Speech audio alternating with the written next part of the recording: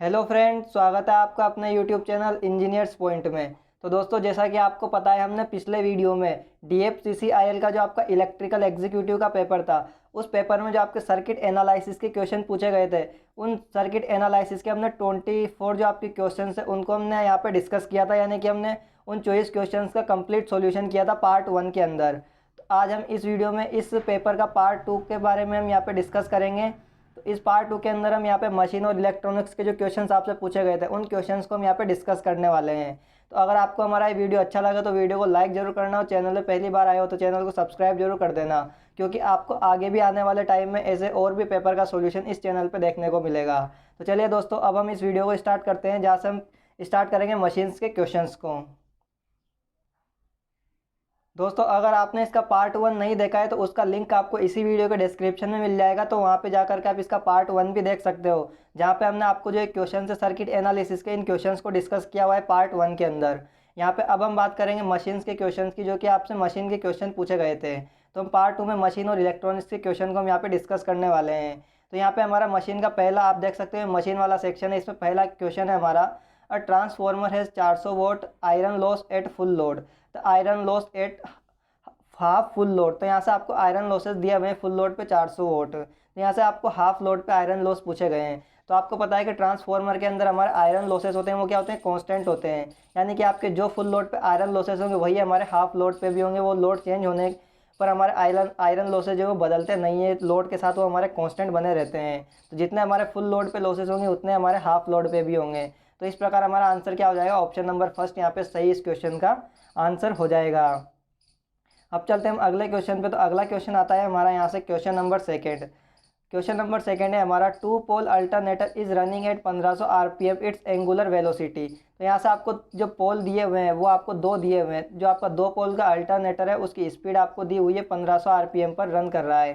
तो आपको इसको एंगुलर वेलोसिटी निकालनी है। तो यहाँ से आपको पता है कि एंगुलर वेलोसिटी जो होता है हमारे पास ओमेगा, एंगुलर वेलोसिटी का फॉर्मूला होता है हमारे पास 2πN/60, ये हमारा फॉर्मूला होता है। तो अब इसमें हम वैल्यू पुट करेंगे तो 2 इंटू 3.14 इंटू स्पीड हमको दी हुई है 1500 अपॉन 60। तो जब हम इसको सोल्व करेंगे तो हमको यहाँ से जो सोल्व होके मिलेगा वो मिल जाएगा 157 रेडियन पर सेकेंड।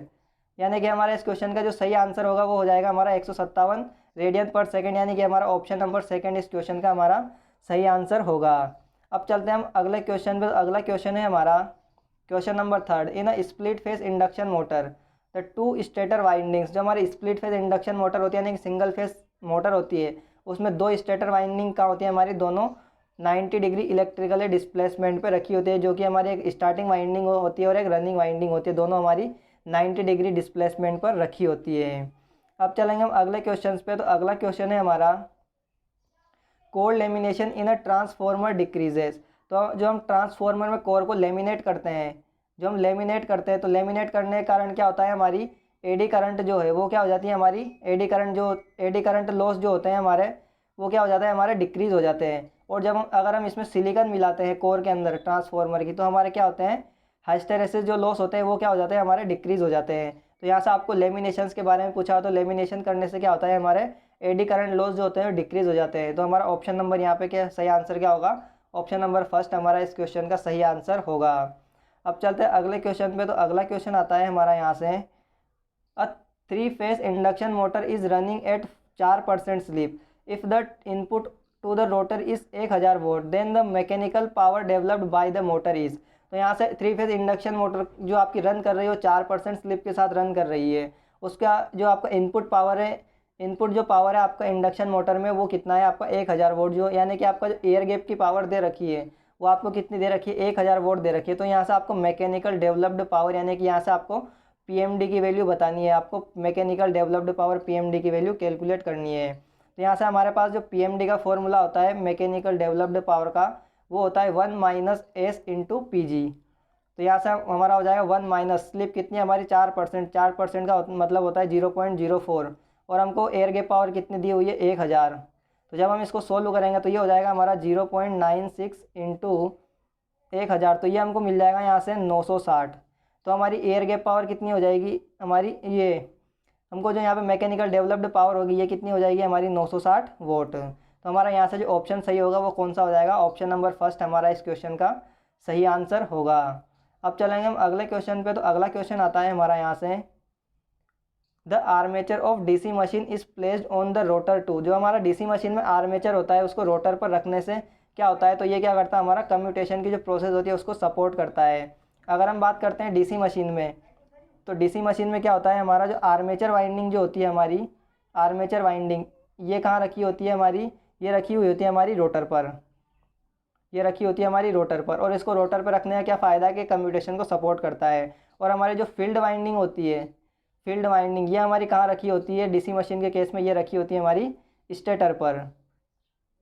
उसी प्रकार अगर ये तो आपके लिए डीसी की होगी, अगर इसी प्रकार अगर हम एसी मशीन की बात करते हैं, यानी कि हम सिंक्रोनस मशीन की बात करते हैं, तो एसी मशीन में जो आपका आर्मेचर वाइंडिंग होती है, आर्मेचर वाइंडिंग तो ये आपकी रखी होती है कहाँ पे, स्टेटर पे रखी होती है। और हमारा जो फील्ड वाइंडिंग होती है एसी मशीन में, तो फील्ड वाइंडिंग हमारी रखी होती है रोटर पर, रोटर पर। ये भी आपको साथ में याद रखना है। यहाँ से भी आपसे कभी कभी क्वेश्चन में एग्जाम में क्वेश्चन पूछ लिया जाता है कि हमारी एसी मशीन के अंदर फील्ड वाइंडिंग कहाँ पे रखी होती है, स्टेटर या रोटर, तो ये रखी होती है हमारी रोटर पे। तो ये भी आपको साथ में याद रखना है।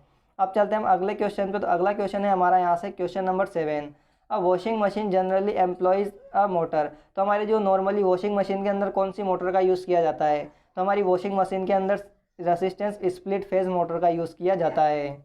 अब चलते हैं हम अगले क्वेश्चन पे। तो यहाँ पे अगला क्वेश्चन है हमारा, an open circuit test on a transformer gives. जो आपका ओपन सर्किट टेस्ट हम जो ट्रांसफॉर्मर में करते हैं, तो इससे हम क्या क्या फाइंड आउट कर सकते हैं। तो जो ओपन सर्किट टेस्ट होता है इससे हम एक तो लो जो हमारा ट्रांसफॉर्मर होता है उसके आयरन लॉसेस फाइंड आउट कर सकते हैं, या फिर हम उससे क्या कर सकते हैं, टर्न रेशियो को फाइंड आउट कर सकते हैं, टर्न रेशियो। उसके साथ ही यहाँ पे हम क्या फाइंड आउट कर सकते हैं, जो हमारे शंट ब्रांच के जो पैरामीटर होते हैं, शंट, यहाँ पे लिखेंगे हम शंट ब्रांच पैरामीटर, तो ये भी हम क्या कर सकते हैं, ओपन सर्किट से फाइंड आउट कर सकते हैं। तो इन सारी चीज़ों को हम ओपन सर्किट टेस्ट के थ्रू यहाँ पे ट्रांसफॉर्मर के अंदर फाइंड आउट कर सकते हैं। उसी प्रकार तो हमारा इस क्वेश्चन का तो सही आंसर क्या हो जाएगा, हमारा ऑप्शन नंबर 2 यानी कि आयरन लॉसेस। अब बात करते हैं अगर ट्रांसफॉर्मर में हम शॉर्ट सर्किट टेस्ट की अगर बात करते हैं, हम शॉर्ट सर्किट टेस्ट की, तो शॉर्ट सर्किट टेस्ट के द्वारा हम क्या क्या फाइंड आउट कर सकते हैं। शॉर्ट सर्किट टेस्ट से हम एक तो फाइंड आउट कर सकते हैं हमारे कॉपर लॉसेस, जो ट्रांसफॉर्मर के अंदर कॉपर लॉसेस होते हैं उसको हम फाइंड आउट कर सकते हैं। और एक हम फाइंड आउट क्या कर सकते हैं, सीरीज़ ब्रांच के पैरामीटर को हम यहाँ पे फाइंड आउट कर सकते हैं। तो ये दोनों चीज़ें हम यहाँ पे शॉर्ट सर्किट टेस्ट के द्वारा ज्ञात करते हैं। अब चलेंगे हम अगले क्वेश्चन पे। तो अगला क्वेश्चन आता है हमारा यहाँ पे, in a 6 pole DC machine 90 degree mechanical degree correspondence to how many electrical degree. तो यहाँ से आपको 6 पोल डीसी मशीन दिया हुआ है और इसमें मैकेनिकल डिग्री है वो 90 डिग्री है। तो यहाँ से आपको इलेक्ट्रिकल डिग्री निकालना है। तो आपको पता है कि इलेक्ट्रिकल डिग्री यानी कि थीटा इलेक्ट्रिकल का जो फॉर्मूला होता है वो क्या होता है हमारा, पोल बाई 2 इंटू थीटा मैकेनिकल। तो यहाँ से हमारा पोल कितने दिए हुए हैं, पोल दिए हुए 6, तो ये अपॉन 2, और थीटा मैकेनिकल कितना दिया हुआ है हमको 90 डिग्री। तो हमारा ये 2 3 टाइम्स कट जाएगा और 90 इंटू 3 ये हो जाएगा हमारा 270। तो यहाँ पे हमारा सही आंसर क्या हो जाएगा, ऑप्शन नंबर फर्स्ट हमारा इस क्वेश्चन का सही आंसर होगा। अब चलेंगे हम अगले क्वेश्चन पे। तो अगला क्वेश्चन आता है हमारा, a motor runs with highest speed when the load is removed. तो यानी कि आपको कौन सी मोटर है जब हम उसमें लोड को रिमूव कर देते हैं तो अपनी हाईएस्ट स्पीड पर रन करती है, तो वो होती है हमारी सीरीज़ मोटर। आपको सीरीज़ मोटर का रिलेशन भी पता होगा कि हमारे सीरीज़ मोटर में क्या होता है, जो सीरीज़ मोटर की स्पीड होती है वो क्या होती है 1/IA। यानी कि स्टार्टिंग कंडीशन में क्या होता है, हमारी करंट कम होने से उसकी स्पीड जो होती है वो क्या होती है, यानी कि आपका जो स्पीड का और आपका जो आर्मेचर करंट का ग्राफ होता है वो कुछ इस प्रकार बनता है। यानी कि स्टार्टिंग कंडीशन में आपकी जब करंट आर्मेचर करंट 0 है तो आप देख सकते हो जो स्पीड है वो क्या है, इनफाइनाइट है। यानी कि स्टार्टिंग कंडीशन में क्या होता है, सीरीज़ मोटर की जो स्पीड होती है वो क्या होती है, बहुत हाई होती है। इसीलिए हम क्या कहते हैं कि इसको हमेशा लोड के साथ स्टार्ट किया जाता है। यानी कि जब इसमें लोड नहीं रहेगा तो इसकी स्पीड जो है बहुत हाई रहेगी। यानी कि इसका सही आंसर हो जाएगा हमारे पास सीरीज़ मोटर। और सीरीज़ मोटर कहाँ यूज़ होती है, हमारी ट्रैक्शन में यूज़ होती है, क्योंकि इसका स्टार्टिंग टॉर्क जो होता है वो भी क्या होता है, हाई होता है। अब चलेंगे हम अगले क्वेश्चन पे। तो अगला क्वेश्चन आता है हमारा यहाँ से, the magnetic flux path in transformer must have. जो आपका ट्रांसफॉर्मर के अंदर मैग्नेटिक फ्लक्स का पाथ होता है उसका क्या होना चाहिए, हमारा लो रिलक्टेंस होना चाहिए, लो रिलक्टेंस होना चाहिए। और क्या होना चाहिए, हाई परमेबिलिटी होनी चाहिए। तो यहाँ से आपके जो ट्रांसफॉर्मर की जो फ्लक्स पाथ है उसके लिए क्या होना चाहिए, लो रिलक्टेंस होना चाहिए और हाई परमेबिलिटी होनी चाहिए। तो आप देख सकते हो यहाँ से हमारा सही आंसर क्या हो जाएगा, लो रिलक्टेंस। अब चले गए हम अगले क्वेश्चन पे। तो अगला क्वेश्चन आता है हमारा, leakage flux in a transformer. तो आपका जो ट्रांसफॉर्मर के अंदर लीकेज फ्लक्स होता है उसको हम कम कैसे कर सकते हैं। तो उसको कम करने का तरीका होता है कि जो हमारी प्राइमरी और सेकेंडरी वाइंडिंग होती है उसको हम इंटरलीविंग कर देते हैं। इससे क्या होता है, हमारा जो लीकेज फ्लक्स होता है वो क्या हो जाता है, कम हो जाता है। तो यहाँ पे हमारा ऑप्शन नंबर 3 इसका सही आंसर हो जाएगा, is minimised by interleaving the primary and secondary windings. यानी कि जो प्राइमरी और सेकेंडरी की वाइंडिंग है उसको इंटरलीविंग करने से जो लीकेज फ्लक्स होता है ट्रांसफॉर्मर का वो हमारा यहाँ पे कम हो जाता है। अब चलेंगे हम अगले क्वेश्चन पे। तो अगला क्वेश्चन आता है हमारा यहाँ से, the primary of should never be energise when secondary is open circuited. तो यहाँ पे आपका क्वेश्चन है कि जो प्राइमरी जो वाइंडिंग होती है उसको कभी भी एनर्जाइज नहीं करना चाहिए जब हमारी सेकेंडरी का जो सर्किट है वो ओपन सर्किट है। तो वो हमारा किस प्रकार के ट्रांसफॉर्मर होता है, तो वो होते हैं हमारे करंट ट्रांसफॉर्मर। यानी कि करंट ट्रांसफॉर्मर में अगर हमारी सेकेंडरी साइड जो है वो ओपन सर्किटेड है तो हमको प्राइमरी पे उसमें कभी भी सप्लाई को नहीं जोड़ना चाहिए, यानी कि प्राइमरी वाइंडिंग को कभी भी एनर्जाइज नहीं करना चाहिए। यानी कि यहाँ पे इसका सही आंसर क्या हो जाएगा, करंट ट्रांसफॉर्मर। अब चलेंगे हम अगले क्वेश्चन पे। तो अगला क्वेश्चन आता है हमारा यहाँ पे, for a simplex wave wound generator EMF generator path is given by. यहाँ से आपको सिंप्लेक्स वेव वाउंड के लिए ईएमएफ जनरेटेड, यानी कि यहाँ से आपको ईजी की वैल्यू पूछी गई। तो आपको ईजी का फॉर्मूला क्या होता है हमारा, ZnP5/A60, ये हमारा यहाँ पे फॉर्मूला होता है। और सिंप्लेक्स का मतलब होता है हमारे पास A बराबर 1 लेना है। तो यहाँ पे हमारा A बराबर क्या आ जाएगा, हमारा 1 आ जाएगा, क्योंकि आपको क्वेश्चन में सिंप्लेक्स दिया हुआ है। तो यहाँ पे हमारा ऑप्शन नंबर आप देख सकते हो कौन सा सही होगा हमारा, सॉरी यहाँ पे आपको सिंप्लेक्स वेव वाउंड दिया हुआ है। तो सिंप्लेक्स का मतलब, वेव का मतलब आपका कितना होता है, A बराबर 2 होता है और सिंप्लेक्स का मतलब होता है 1। तो यहाँ पे 1 × 2 यानी कि हमारा जो पैरेलल पाथ होंगे वो कितने हो जाएंगे, 2 हो जाएंगे। तो A हमारा कितना हो जाएगा, 2 हो जाएगा। तो यहाँ पे ये हो जाएगा हमारा ZnP5 × 120, क्योंकि हम 2 से मल्टीप्लाई करेंगे तो ये हो जाएगा हमारे पास 2। यानी क्योंकि आपको यहाँ से जो क्वेश्चन में दिया हुआ है ना वो आपको वेव वाइंडिंग के लिए दिया हुआ है। तो वेव वाइंडिंग में पैरेलल पाथ कितने होते हैं, 2 होते हैं, इस वजह से हम 2 से मल्टीप्लाई करेंगे। तो यहाँ पे हमारा जो सही ऑप्शन होगा वो कौन सा हो जाएगा, हमारा ऑप्शन नंबर 2 हमारा इस क्वेश्चन का सही आंसर होगा। अब चलेंगे हम अगले क्वेश्चन पर। तो अगला क्वेश्चन आता है हमारा, 3 phase wound rotor motor are commonly called as motors. जो आपकी 3 फेज वाउंड रोटर मोटर होती है उन्हें हम कॉमनली किस नाम से जानते हैं। तो आपको पता है वाउंड रोटर जो मोटर्स होती हैं उनको हम स्लिप रिंग मोटर्स के नाम से भी जानते हैं। और जो हमारी स्लिप रिंग मोटर्स होती है इनका स्टार्टिंग टॉर्क जो होता है ये क्या होता है, हाई होता है, और ये वेरिएबल स्पीड के लिए यूज़ की जाती है। अब चलेंगे हम अगले क्वेश्चन पर। तो यहाँ पे हमारा अगला क्वेश्चन आता है क्वेश्चन नंबर 16। क्वेश्चन नंबर 16 है, running the machine at no load not recommended for an. तो आपकी कोई मशीन है जो कि नो लोड पर रन कर रही है, उसको हम किसके लिए रिकमेंडेड नहीं करते हैं। तो आपने डीसी मशीन के अंदर दो टेस्ट पढ़े होंगे, एक आपका स्विनबर्न टेस्ट होता है और एक हॉपकिंसन टेस्ट होता है। अगर मैं बात करता हूँ स्विनबर्न टेस्ट की, जो आपका स्विनबर्न जो टेस्ट होता है वो टेस्ट आपका क्या होता है, नो लोड पे परफॉर्म किया जाता है। ये हमारा परफॉर्म किया जाता है नो लोड पर, परफॉर्म किया जाता है। और नो लोड पर परफॉर्म करने से हम किस किस क्वांटिटी को यहाँ पे फाइंड आउट करते हैं। तो यहाँ पे हम फाइंड आउट करते हैं नो लोड लॉसेस को। जो हमारे नो लोड जो हमारे कांस्टेंट लॉसेस होते हैं उनको यहाँ पे हम क्या करते हैं, फाइंड आउट करते हैं। उसी के साथ जो हमारे नो लोड की जो एफिशिएंसी होती है, तो यहाँ पे हम लिख सकते हैं नो लोड एफिशिएंसी को भी हम स्विनबर्न टेस्ट के द्वारा ज्ञात करते हैं। और ये जो हमारा टेस्ट होता है स्विनबर्न टेस्ट, ये कभी भी हम जो है इसको डीसी सीरीज़ मोटर के साथ में कभी भी इसको परफॉर्म नहीं किया जाता है।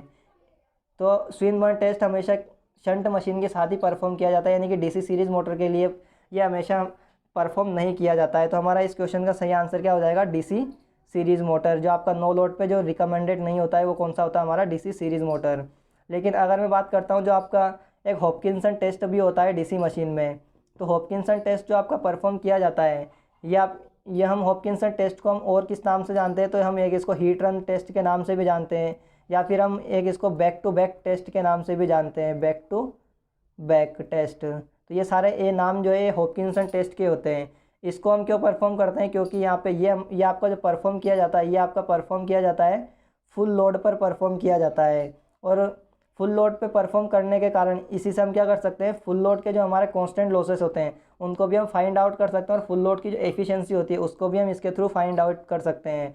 और फुल लोड पे परफॉर्म करने के कारण ही जो फुल लोड पर जब हमारी मशीन चल रही होगी तो उसमें जितनी हीट डेवलप होगी तो उसको भी हम यहाँ से उस हीट के कारण कितना टेम्परेचर इंक्रीज़ होता है, यानी कि टेम्परेचर राइज भी हम हीट हॉपकिंसन टेस्ट के द्वारा यहाँ पे ज्ञात कर सकते हैं। और ये हमारा हॉपकिंसन टेस्ट होता है, ये किसी भी मोटर के लिए हम इसको यूज़ कर सकते हैं, यानी कि ये हर मशीन के लिए यूज़ होता है। यानी कि ये आपको हॉपकिंसन टेस्ट से सारी बातें याद रखनी है। अब चलेंगे हम अगले क्वेश्चन पर। तो अगला क्वेश्चन आता है हमारा, is a type of single phase motor which have lowest speed. तो यहाँ से आपको वो कौन सी मोटर है जिसकी सबसे लोवेस्ट स्पीड होती है, तो वो होती है हमारी शेडेड पोल, जिसकी सबसे कम स्पीड होती है। अगर मैं बात करता हूँ शेडेड पोल की, तो ये आपकी 40 वोल्ट तक की जो मोटर होती है, ये 40 वोल्ट या फिर हम कह सकते हैं 0.05 HP तक की जो मोटर होती है वो हमारी शेडेड पोल मोटर होती है। क्योंकि इन शेडेड पोल मोटर्स का क्या होता है, हमारा लो स्टार्टिंग टॉर्क होता है, हमारा जो स्टार्टिंग टॉर्क होता है वो क्या होता है, लो होता है। इनकी एफिशिएंसी जो होती है वो भी लो होती है, इनकी जो कॉस्ट होती है वो भी क्या होती है, लो होती है।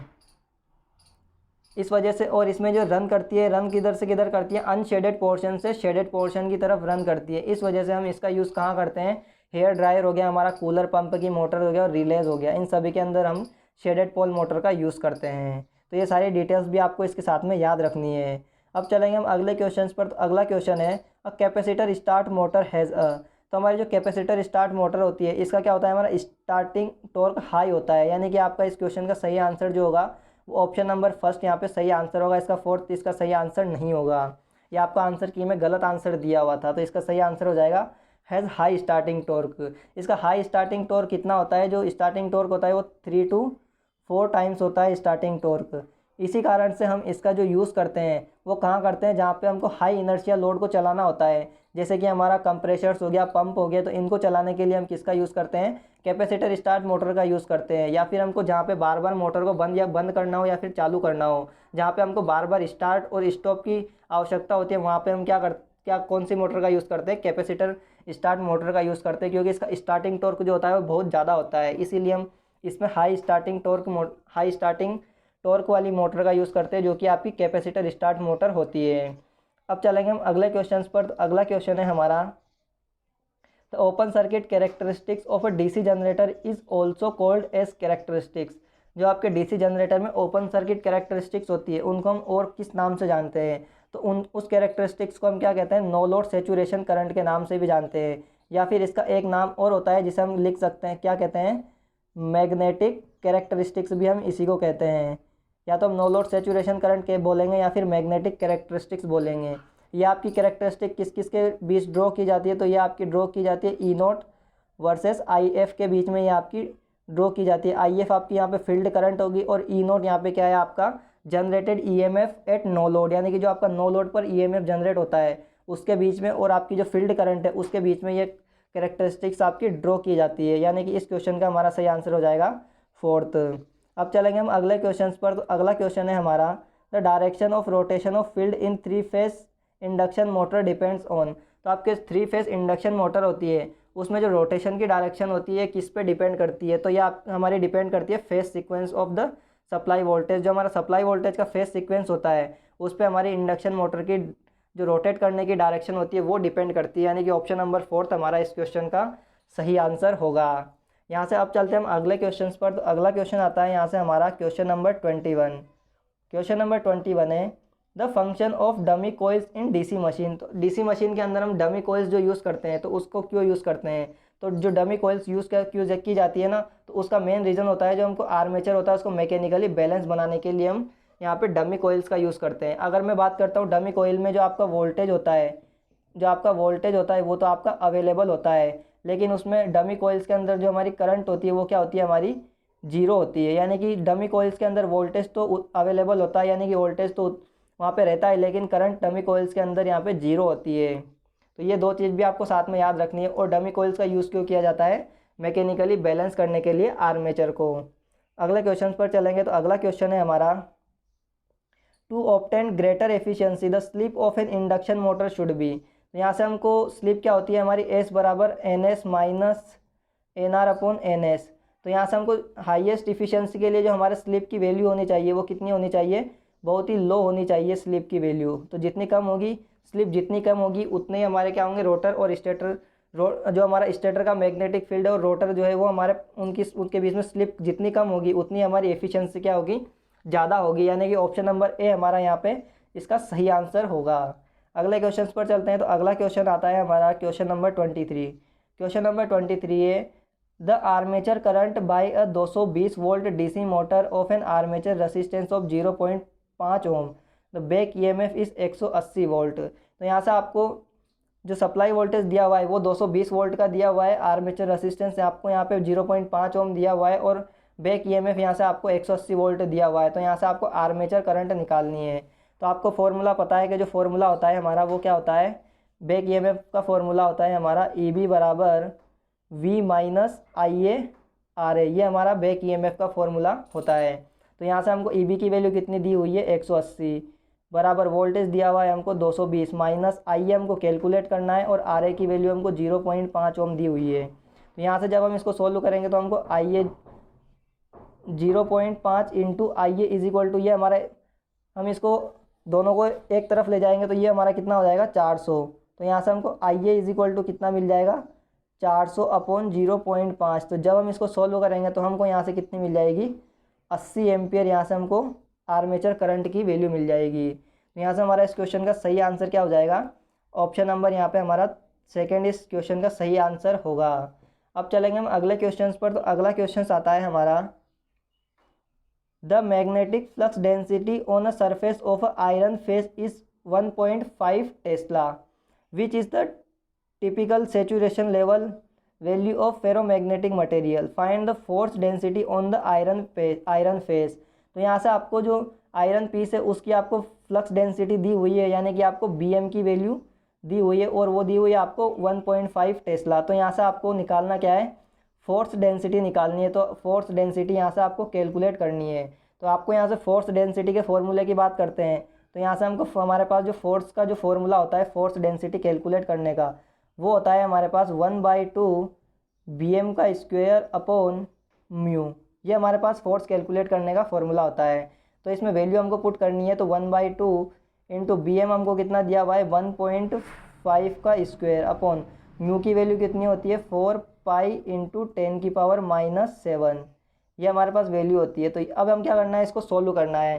तो जब आप इसको सोल्व करोगे तो इसको सोल्व करने के बाद जो हमको वैल्यू मिलेगी वो कितनी मिल जाएगी, 0.895 इंटू 10 की पावर 6। ये हमको इसको सोल्व करने के बाद इसकी वैल्यू मिलेगी। आप इसको चाहो तो कैलकुलेटर में सोल्व करके देख सकते हो। तो ये सोल्व करने के बाद हमको ये वैल्यू मिल जाएगी। तो यहाँ पे इस क्वेश्चन का हमारा सही आंसर जो होगा वो हो जाएगा ऑप्शन नंबर 4 हमारा इस क्वेश्चन का सही आंसर हो जाएगा। अब चलते हैं हम अगले क्वेश्चन पर। तो अगला क्वेश्चन है हमारा, तो यहाँ से हमारा अब जो स्टार्ट होता है तो वो हम यहाँ पे हमारे जो मशीन के क्वेश्चन थे, वो मशीन्स के चॉइस क्वेश्चन थे, वो यहाँ पे हमारे चॉइस क्वेश्चंस कंप्लीट हो चुके हैं। इसके बाद अब हमारा जो सेक्शन स्टार्ट होगा वो इलेक्ट्रॉनिक्स वाला सेक्शन स्टार्ट होता है। आप देख सकते हो इलेक्ट्रॉनिक्स का सेक्शन यहाँ से स्टार्ट हो चुका है। तो यहाँ से अब हम इलेक्ट्रॉनिक्स के क्वेश्चंस को डिस्कस करेंगे। तो यहाँ से हमारा इलेक्ट्रॉनिक्स का पहला क्वेश्चन है, how many diodes are use to construct half wave, full wave and bridge rectified circuit respectively. तो अगर हम बात करते हैं हाफ वेव की, तो हाफ वेव में जो हमारा डायोड की आवश्यकता होती है तो हमको कितने, एक डायोड की आवश्यकता होती है। अब बात करेंगे हम फुल वेव की। तो फुल वेव में आपके पास दो तरह के होते हैं, एक होता है हमारे पास सेंटर टेप्ड और दूसरा होता है हमारे पास ब्रिज। तो यहाँ पे हमको सेंटर टेप्ड में जो डायोड की आवश्यकता होती है, तो सेंटर टेप के अंदर हमको 2 डायोड की आवश्यकता होती है और ब्रिज के अंदर हमको 4 डायोड की आवश्यकता होती है। तो यहाँ से आप देख सकते हो हाफ वेव में 1, सेंटर टेप में 2। और अगर आपको यहाँ पे इसने फुल वेव लिखा तो इसका मतलब आपसे सेंटर टेप के बारे में पूछ रहा है और ये आपका ब्रिज। तो ब्रिज में आपके कितने होते हैं, 4 होते हैं। तो ऑप्शन नंबर आप देख सकते हो, ऑप्शन नंबर 4 हमारा इसका सही आंसर होगा। अब चलेंगे हम अगले क्वेश्चन पर। तो क्वेश्चन नंबर 2 है, if the resolution of a digital to analogous converter is approximately 0.4% of its full scale range, then it is n। तो यहाँ से आपको इसमें क्या दिया हुआ है, इसमें आपको रेजोल्यूशन दिया हुआ है 0.4%। तो यहाँ से आपको इसकी रेंज पूछ रहा है। तो आपको पता है कि जो हमारा फॉर्मूला होता है वो क्या होता है, फुल स्केल डिफ्लेक्शन होता है हमारा, वो क्या होता है हमारा, वो होता है हमारा 1/रिजोल्यूशन। ये हमारा फॉर्मूला होता है। तो हमको यहाँ से रेजोल्यूशन कितना गिवन है 0.04%, तो 0.04 और परसेंटेज को हटाएंगे तो अपॉन में 100, तो ये हमारा ऊपर चला जाएगा, तो ये हो जाएगा हमारा 100/0.4। तो ये अब जब हम इसको सॉल्व करेंगे तो ये कितना मिलेगा हमको 250।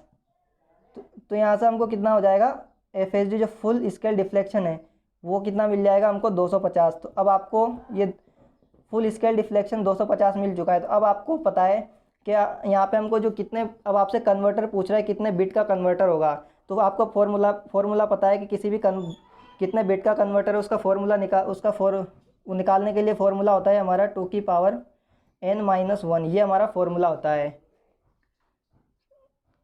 इसका फॉर्मूला होता है 2n। तो आपको 2n या n की वैल्यू क्या पुट करें कि जिससे कि या तो हमारा 250 आ जाए या फिर उससे ज़्यादा वैल्यू मिले। तो हमको यहाँ पे 2 जो रखेंगे वही हमारे उतने बिट का एक कन्वर्टर होगा। तो हमको 2 क्या रखना है, अगर हम 2 8 रखते हैं तो ये हमको कितना मिल जाएगा 256, और अगर हम 2 7 रखते हैं तो ये हमको मिलता है 127। तो ये तो हमारा 250 से कम है, तो हम 2 7 का तो यूज़ नहीं करेंगे।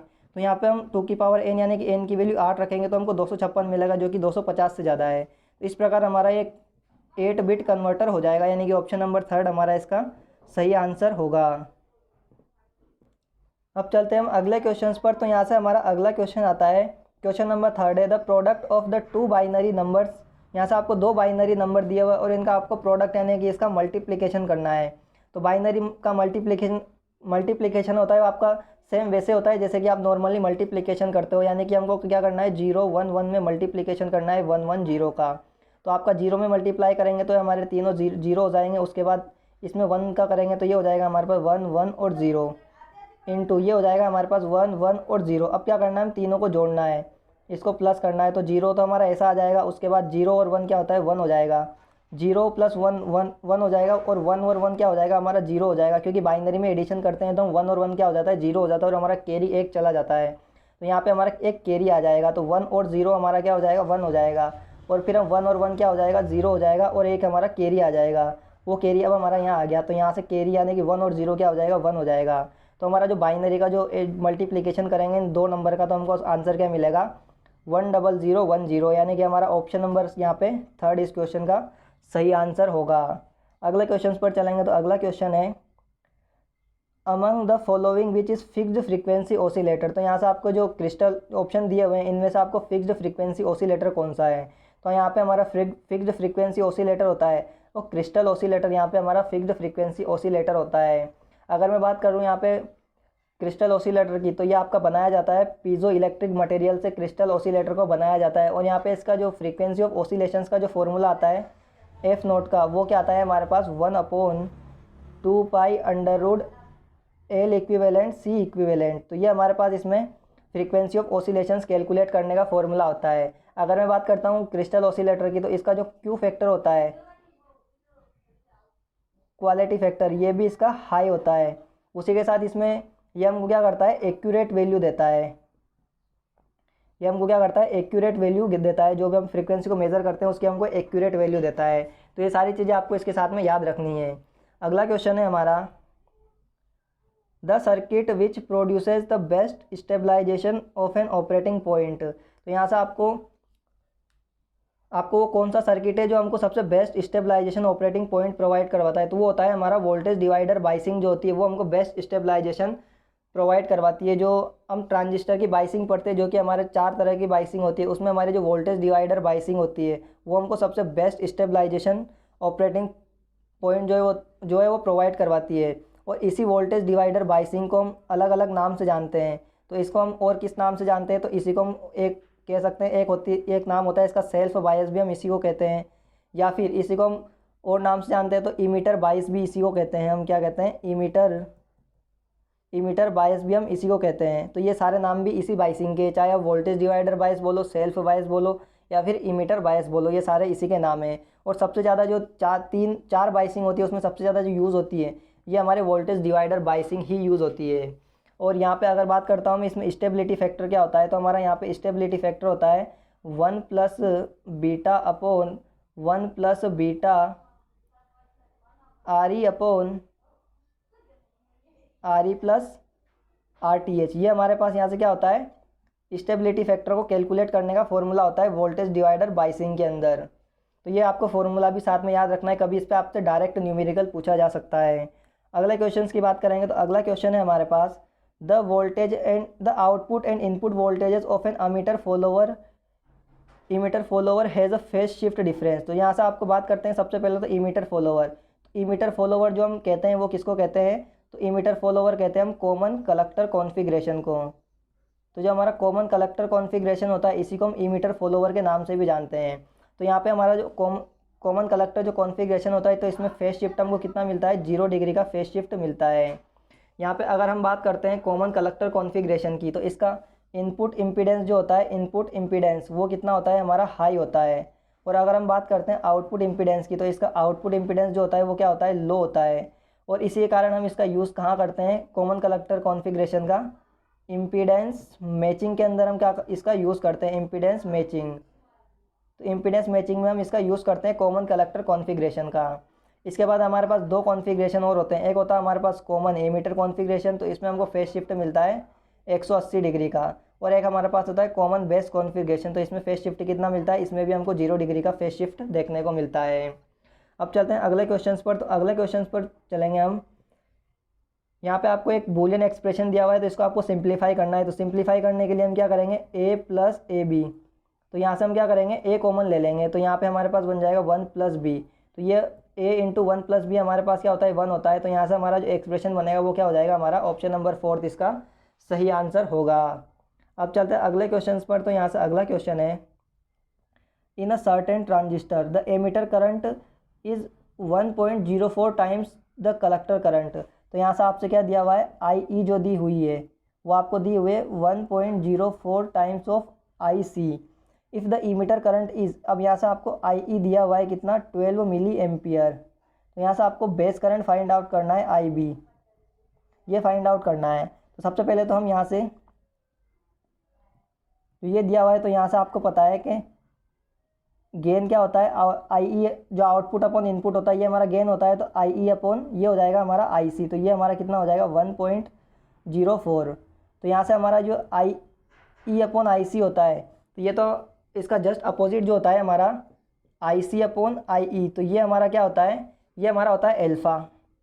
तो हमको एल्फ़ा जो मिल जाएगा वो क्या मिल जाएगा, तो इसको हम ऐसे भी तो लिख सकते हैं 1/0.4, क्योंकि हमने इसकी जो वैल्यूज़ थी उसको पहले आई ई अपॉन आई सी था, तो अब हमने इसको आई सी अपॉन आई ई लिख दिया। तो जो हमको वैल्यू दी हुई थी 1.04 इसको भी हमने अपॉन में करके लिख दिया। तो यहाँ से हमको एल्फ़ा की वैल्यू मिल गई। जब हम इसको सॉल्व करेंगे तो यहाँ से 1/1.04 को सॉल्व करने पे जो हमको वैल्यू मिलेगी एल्फ़ा की, तो ये हमको यहाँ से एल्फ़ा की वैल्यू आ जाएगी। तो यहाँ से अब हमको निकालना क्या है कि जब हम कॉमन अगर बात करेंगे यहाँ पे हम कॉमन कलेक्टर कॉन्फ़िगरेशन की, तो कॉमन कलेक्टर कॉन्फ़िगरेशन में हमारे पास क्या होता है कि कॉमन कलेक्टर कॉन्फ़िगरेशन में हमारे पास जो होता है I E upon I C I E upon I B होता है। यहाँ पे क्या होता है हमारा I C upon I B is equal to होता है गामा। तो यहाँ से हमको अब यहाँ से हमको एल्फ़ा मिल गया तो इससे हम गामा कैलकुलेट कर लेंगे और हमको आई ई की वैल्यू दी हुई है और आई बी की वैल्यू निकाल लें, हम आई बी की वैल्यू कैलकुलेट कर लेंगे। तो सबसे पहले हम यहाँ पे गामा कैलकुलेट कर लेंगे, एल्फ़ा की वैल्यू दी हुई है इससे। तो हमको एल्फ़ा से गामा की वैल्यू कैसे कैलकुलेट करेंगे, तो हमारा एल्फ़ा बीटा और गामा में एक रिलेशन होता है। वो रिलेशन क्या होता है हमारे पास, गामा इज इक्वल टू होता है 1 प्लस बीटा बराबर होता है 1/1 माइनस एल्फ़ा। तो इस रिलेशन का यूज़ करके हम क्या करेंगे, गामा की वैल्यू निकालेंगे। तो गामा बराबर क्या हो जाएगा हमारा 1/1 माइनस और वो हो जाएगा हमारा 1/04। ये हमने एल्फ़ा की वैल्यू पुट कर दी। तो जब हम इस वैल्यू को सॉल्व करेंगे तो यहाँ से हमको गामा की वैल्यू मिलेगी और गामा की वैल्यू कितनी मिल जाएगी, वो मिल जाएगी हमको 25.6। ये हमको यहाँ से गामा की वैल्यू मिल गई। तो अब आपको सिंपल सा मैंने अभी फॉर्मूला बताया था कॉमन कलेक्टर कॉन्फ़िगरेशन में क्या होता है हमारा I E upon I B is equal to होता है गामा। तो यहाँ से हमको क्या निकालना है, आई बी की वैल्यू को निकालना है। तो आई बी बराबर हमारा क्या हो जाएगा यहाँ से, तो आई ई की वैल्यू हमको दी हुई है 12 मिली एम्पियर, तो ये हो जाएगा 12। और अभी हमने गामा की वैल्यू को कैलकुलेट करा है तो यहाँ से गामा की वैल्यू हो जाएगी हमारे पास 25.6 इज इक्वल टू ये हो जाएगा हमारे पास आई बी। तो जब हम इसको सोल्व करेंगे तो यहाँ से हमको जो वैल्यू मिलेगी वो मिलेगी 462 माइक्रो एम्पियर। तो यहाँ से हमारा जो सही आंसर हो जाएगा इस क्वेश्चन का, तो ऑप्शन नंबर ए हमारा इसका सही आंसर हो जाएगा। बेस करंट जो कैलकुलेट होकर के आएगी वो 462 माइक्रो एम्पियर यहाँ से बेस करंट कैलकुलेट होकर के आ जाएगी। अगले क्वेश्चन की बात करेंगे तो अगला क्वेश्चन आता है हमारा, state the respective ripple factor and efficiency of the full wave rectifier. तो यहाँ पे आपको रिपल फैक्टर कैलकुलेट करना है। तो यहाँ से आपको पता है कि रिपल फैक्टर जो होता है वो क्या होता है हमारा 1 माइनस फॉर्म फैक्टर का होल स्क्वायर। तो यहाँ से ये हो जाएगा हमारा 1 माइनस फॉर्म फैक्टर आपका क्या होता है फुल वेव के लिए, तो ये होता है हमारे पास 1.1 का होल स्क्वायर। तो इसको जब हम सोल्व करेंगे तो यहाँ से हमारे पास रिपल फैक्टर जो है वो क्या हो जाएगा, कैलकुलेट होकर आ जाएगा। तो जब हम इसको सोल्व करेंगे तो यहाँ से हमारे पास रिपल फैक्टर आ जाएगा 0.48। ये हमको रिपल फैक्टर की वैल्यू मिल जाएगी। तो हमको रिपल फैक्टर की वैल्यू 0.48 मिल चुकी है। यानी कि अगर हम रिपल फैक्टर के रेस्पेक्ट में देखें तो उसमें एक ही ऑप्शन है जिसमें रिपल फैक्टर 0.48 दिया हुआ है। तो यहाँ से हमारा ऑप्शन जो है वो फोर्थ सही हो जाएगा। लेकिन अगर हम चाहते हैं कि यहाँ से हमको एफिशिएंसी भी कैलकुलेट करें तो एफिशिएंसी कैलकुलेट करने के लिए हमारे पास फॉर्मूला होता है 81.2 into RL upon RF plus RL। ये हमारे पास फॉर्मूला होता है। आइडियली कंडीशन में क्या लेते हैं हम, जो हमारी आइडियल कंडीशन होती है उसमें हम क्या करते हैं RF को 0 ले लेते हैं। जो हमारा फीडबैक रेसिस्टेंस होता है वो क्या होता है 0 होता है। तो ये पूरी टर्म हमारी क्या हो जाती है 1 हो जाती है। तो हमारे को आइडियल कंडीशन में जो एफिशिएंसी मिलती है वो कितनी मिलती है 81.2। हमको आइडियल कंडीशन के अंदर ये एफिशिएंसी मिलती है। तो यहाँ से हमारी एफिशिएंसी भी क्या हो जाएगी 81.2 हमारी यहाँ से एफिशिएंसी, यानी कि ऑप्शन नंबर 4 हमारा इसका सही आंसर होगा। अगले क्वेश्चन पर चलते हैं। तो अगला क्वेश्चन है हमारा question number 10, state the octal equivalent of hexadecimal. ये आपको हेक्साडेसिमल में नंबर दिया हुआ है, इसका आपको ऑक्टल इक्विवेलेंट निकालना है। तो सबसे पहले आपको क्या करना है, ये जो नंबर दिया हुआ है B34 इसको आपको क्या करना है बाइनरी में लिख लेना है, और वो भी 4 बिट में लिखना है। 4 बिट के बाइनरी में लिखना है। 4 बिट में क्यों लिखना है, क्योंकि आपको पता है जो 16 जो हमारा 16 जो होता है ये 4 बिट नंबर होता है। क्योंकि 2 की पावर 4 क्या होता है हमारे पास 2 की पावर 4 होता है 16 तक है। तो हमको कितने 4 बिट में लिखना पड़ेगा। तो हमारा जो यहाँ पे B34, तो यहाँ से 4 का बाइनरी जो कोड होता है वो 4 बिट के अंदर इसका बाइनरी कोड क्या हो जाएगा हमारे पास 0100। ये हमारे पास 4 का बाइनरी कोड हो जाएगा। 3 का बाइनरी कोड क्या हो जाएगा हमारे पास, इसका हो जाएगा 0011। और B का मतलब होता है 11, यानी कि 11 का आपको बाइनरी कोड लिखना है। तो बाइनरी कितना हो जाएगा 1011। ये हमारे पास हमने इसका बाइनरी लिख लिया है। अब हमको क्या करना है, इसका ऑक्टल में कन्वर्ट करना है। तो ऑक्टल पता है आपको 8 कितने आते हैं 2 की पावर 3 होता है। 2 की पावर 3 कितना होता है हमारा 8 होता है। तो अब हमको क्या करना है 3 के पेयर बनाने हैं। तो यहाँ से हमारा एक पेयर तो ये बन जाएगा, एक पेयर हमारा ये बन जाएगा 3 का, एक ये बन जाएगा, एक ये बन जाएगा, और एक यहाँ से हमारा लास्ट में 3 का पेयर ये बन जाएगा। तो 100 ये हमारा क्या होता है 4 होता है, और एक होता है हमारा 1 1 1 और 0। तो ये हमारा कितना हो जाएगा 6 होता है बाइनरी में ऑक्टल में। उसके बाद ये हो जाएगा 100, तो ये हमारा कितना होता है 4 होता है, और ये होता है हमारा 101। तो ये कितना होता है हमारे 5 होते हैं। तो ये हमने कन्वर्ट कर लिया ऑक्टल में। तो यहाँ से ये हम हेक्साडेसिमल से ऑक्टल में डायरेक्ट कन्वर्जन किया। पहले हमने इसको बाइनरी में 4 बिट बाइनरी में लिखा, फिर हमने उसको 3 बिट में कन्वर्ट करके ऑक्टल में लिख लिया। तो ये हमको डायरेक्ट कैलकुलेट करना होता है। तो यहाँ से हमारा सही आंसर हो जाएगा 545464, यानी कि ये हमारा ऑक्टल में आ जाएगा। तो आप देख सकते हो यहाँ से ऑप्शन होगा, ऑप्शन नंबर 3 हमारा इसका सही आंसर होगा। अगले क्वेश्चन पर चलेंगे। तो अगला क्वेश्चन है हमारा, Zener diode are use as. जो आपका जीनर डायोड होता है वो किसकी तरह यूज़ करते हैं, तो जीनर डायोड का हम जो यूज़ करते हैं वो वोल्टेज रेगुलेटर की तरह हम जीनर डायोड का यूज़ करते हैं। यानी कि ऑप्शन नंबर ए हमारा यहाँ पे सही आंसर हो जाएगा। अगर मैं बात करता हूँ जीनर डायोड, तो ये हमारा वर्क करता है रिवर्स बायस में। क्या करता है हमारा जीनर डायोड वर्क करता है, और इस किस प्रिंसिपल पे वर्क करता है, तो ये हमारा टनलिंग का जो प्रिंसिपल होता है, तो टनलिंग इफेक्ट पे हमारा ये वर्क करता है। और इसमें जो ब्रेकडाउन वोल्टेज होता है जीनर डायोड में वो क्या होता है breakdown voltage less than 6 volt इसका जीनर का ब्रेकडाउन वोल्टेज होता है। इसमें जो आपकी कैरेक्टरिस्टिक्स आती है जीनर की, तो जीनर की कैरेक्टरिस्टिक्स आती है, क्या आती है शार्प कैरेक्टरिस्टिक्स आती है, या फिर हम कह सकते हैं हार्ड कैरेक्टरिस्टिक्स इसकी आती है। शार्प और हार्ड कहने का मतलब ये है कि आपकी कुछ इस तरह से कैरेक्टरिस्टिक्स होती है। तो ये हमारी रिवर्स बायस कैरेक्टरिस्टिक्स होती है। तो ये आपकी एकदम से चेंज होती है, यानी कि सीधी सी आपकी कुछ इस वे में चेंज होती है। इसी को हम शार्प या हार्ड कैरेक्टरिस्टिक्स कहते हैं। इसमें जो हम जंक्शंस का यूज़ करते हैं, तो इसमें कौन सा एब्रप्ट जंक्शन, या फिर हम कह सकते हैं एब्रप्ट जंक्शन, या फिर स्टेप ग्रेडेड जंक्शन का हम क्या करते हैं इसमें यूज़ करते हैं। और इसमें जो हम डोपिंग यूज़ करते हैं जीनर डायोड में, डोपिंग क्या करते हैं हम हाई डोपिंग का यूज़ करते हैं। तो ये सारी चीज़ें आपको जीनर डायोड से रिलेटेड याद रखनी है। अगले क्वेश्चन पर चलेंगे। तो अगला क्वेश्चन है हमारा, state the correct condition for transistor to operate in cut off region. तो आपका जो ट्रांजिस्टर कट ऑफ रीजन में कब ऑपरेट होता है, तो यहाँ से आपको 4 रीज़न याद रखने हैं। हम यहाँ पे 4 रीज़न को स्टेप बाय स्टेप पढ़ेंगे। तो सबसे पहला रीज़न होता है हमारा अगर ई मीटर बेस जंक्शन और एक होता है हमारे पास कलेक्टर बेस जंक्शन, ये 2 जंक्शन होते हैं। अगर हमारा फर्स्ट कंडीशन होती है अगर हमारा emitter base junction reverse bias होता है और कलेक्टर बेस जंक्शन हमारा फॉरवर्ड बायस होता है, तो ये हमारा रीज़न होता है reverse active region, reverse active region. उसके बाद सेकंड कंडीशन आती है अगर हमारा इमीटर बेस जंक्शन हमारा फॉरवर्ड बायस होता है और हमारा कलेक्टर बेस जंक्शन अगर रिवर्स बायस होता है, तो ये हमारा कौन सा रीज़न होता है, तो ये होता है हमारा एक्टिव रीज़न, और ट्रांजिस्टर हमेशा एक्टिव रीज़न में ही काम करता है। तीसरी कंडीशन होती है हमारे पास अगर हमारा emitter base junction forward bias होता है और कलेक्टर बेस जंक्शन भी हमारा फॉरवर्ड बायस होता है, तो ये हमारी कंडीशन आती है। तो ये कौन से रीज़न में काम करता है, ये हमारा सेचुरेशन रीज़न में काम करता है। उसी के साथ फोर्थ कंडीशन आती है कि अगर हमारा इमीटर बेस जंक्शन अगर रिवर्स बायस में होता है हमारा और कलेक्टर बेस जंक्शन भी हमारा रिवर्स बायस में होता है, तो ये हमारा कट ऑफ रीजन में वर्क करता है। यानी कि हमसे जो कट ऑफ रीजन पूछा गया है, तो यानी कि इमीटर बेस जंक्शन भी हमारा रिवर्स बायस होगा और कलेक्टर बेस जंक्शन भी रिवर्स बायस होगा, तो ये दोनों रिवर्स बायस होंगे तो हमारा ट्रांजिस्टर कट ऑफ रीजन में वर्क करेगा। तो हमारा ऑप्शन यहाँ से हमको देखना है, तो ऑप्शन नंबर 4 हमारा यहाँ से सही आंसर हो जाएगा। इमीटर बेस जंक्शन रिवर्स बायस और कलेक्टर बेस जंक्शन भी हमारा रिवर्स बायस है। अगले क्वेश्चन पर चलेंगे, तो अगला क्वेश्चन है हमारा voltage regulation is given by. तो आपका वोल्टेज रेगुलेशन जो होता है, वोल्टेज रेगुलेशन वो क्या होता है हमारा V no load voltage minus V full load voltage upon V full load voltage V F L into 100। तो ये हमारे पास वोल्टेज रेगुलेशन को कैलकुलेट करने का फॉर्मूला होता है। तो यहाँ से हमारा इसका सही आंसर जो होगा वो क्या हो जाएगा, ऑप्शन नंबर 3 हमारा इसका सही आंसर हो जाएगा। अगले क्वेश्चन पर चलते हैं, तो अगला क्वेश्चन है the charge carrier which have the greatest mobility are. तो सबसे ज़्यादा चार्ज कैरियर की जो मोबिलिटी होती है, तो वो किसकी होती है, हमारे पास इलेक्ट्रॉन्स की मोबिलिटी होती है। मैं यहाँ पे आपको इलेक्ट्रॉन्स, होल्स और सिलिकॉन जर्मेनियम की जो मोबिलिटी वो यहाँ पे आपको बता देता हूँ कितनी होती है, क्योंकि आपसे एग्जाम में ये भी पूछी जाती है। अगर मैं बात करता हूँ इलेक्ट्रॉन्स की मोबिलिटी, और ये हो जाएगी हमारे पास होल्स की मोबिलिटी, इस तरफ हो जाएगी हमारे पास सिलिकॉन की मोबिलिटी, और ये हो जाएगी हमारे पास जर्मेनियम की। तो अगर हम बात करते हैं सिलिकॉन के लिए इलेक्ट्रॉन्स की मोबिलिटी वो कितनी होती है हमारे पास 1300, और सिलिकॉन के लिए होल्स की मोबिलिटी ये कितनी होती है हमारे पास 500।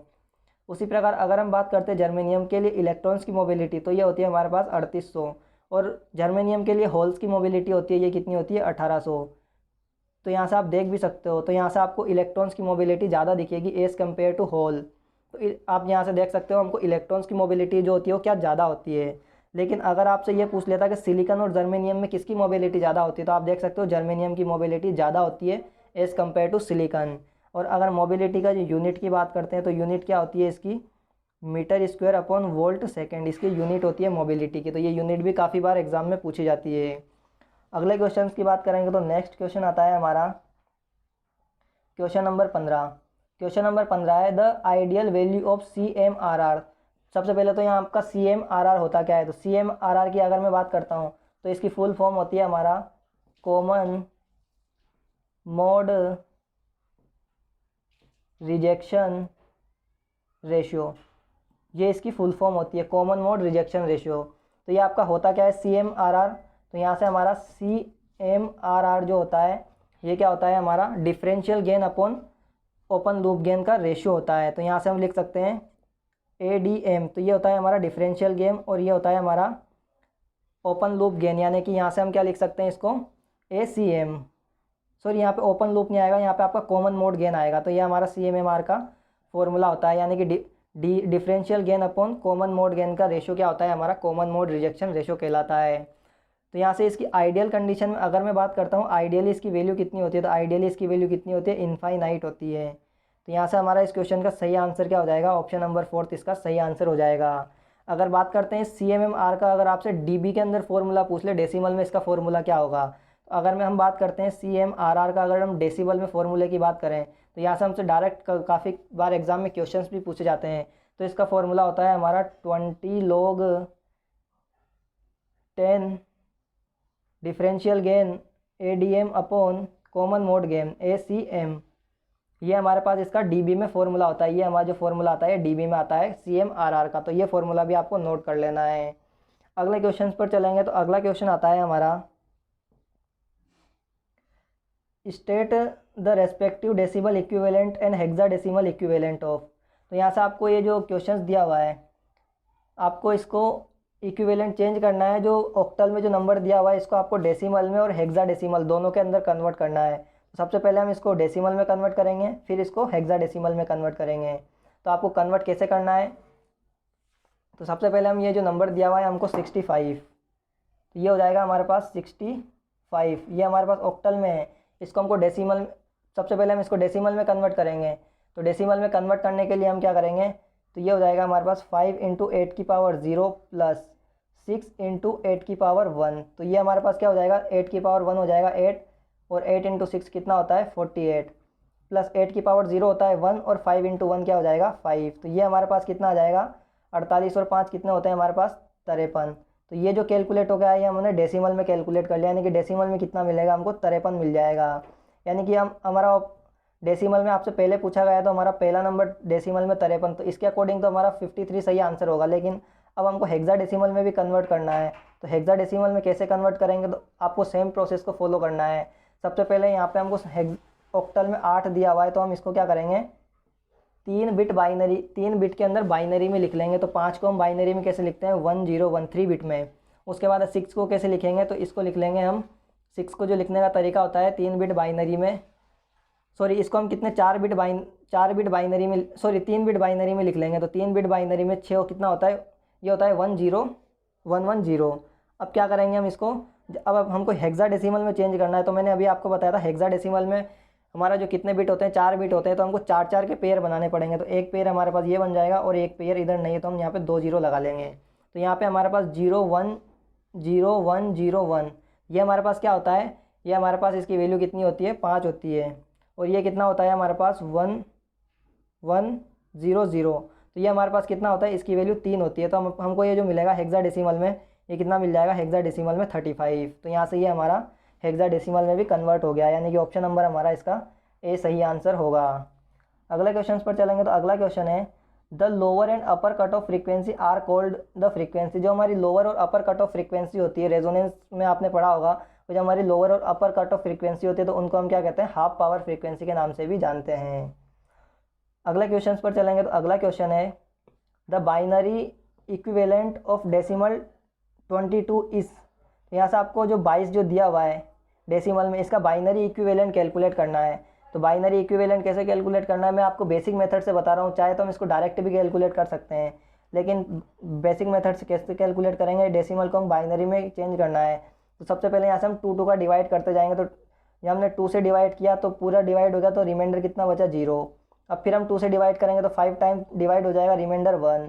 फिर हमने 2 से डिवाइड किया तो ये हमारा 2 टाइम्स डिवाइड हो जाएगा, रिमाइंडर 1 बचेगा। उसके बाद फिर 2 से डिवाइड किया तो रिमाइंडर कितना बचा 1 बचा। अब क्या करेंगे, ये जो नंबर आया है हमारा, इसको हम क्या करेंगे नीचे से ऊपर की तरफ लिख देंगे। तो ये क्या हो जाएगा हमारे पास 1110। तो यहाँ पे हमको क्या मिल जाएगा इसका, सॉरी यहाँ से आपको 1110 नहीं मिलेगा इसमें, यहाँ पे आपका 2 से, यहाँ से हमारे पास मिस्टेक हो, यहाँ से हमारा 2 से 2 1 टाइम्स कट जाएगा। तो यहाँ रिमाइंडर कितना आ जाएगा 0 आ जाएगा। तो अब हम इसको एक बार और डिवाइड करेंगे, तो अब हमको कितना मिल जाएगा 1। अब हम इसको नीचे से ऊपर लिखेंगे, तो यहाँ से कितना मिल जाएगा हमको 10110, ये हमको बाइनरी में मिल जाएगा। तो ऑप्शन नंबर यहाँ पे हमारा फर्स्ट इसका सही आंसर होगा। तो ये थे पूरे हमने इसमें मशीन्स और इलेक्ट्रॉनिक्स के क्वेश्चन को डिस्कस किया है। अब बाकी के हमारे जो भी क्वेश्चन बचे, जैसे कि मेजरमेंट, कंट्रोल सिस्टम और कुछ मटेरियल साइंस के क्वेश्चन हैं, उन क्वेश्चंस को हम अगले वीडियो में डिस्कस करेंगे। अगर आपको हमारा ये वीडियो अच्छा लगा हो तो वीडियो को लाइक ज़रूर करो, चैनल पर पहली बार आए तो चैनल को सब्सक्राइब जरूर कर लीजिए, क्योंकि आपको आने वाले टाइम में और भी ऐसे वीडियोस का सॉल्यूशन मिलता रहेगा। मिलते हैं अगले वीडियो में, तब तक के लिए बने रहे हमारे साथ। धन्यवाद।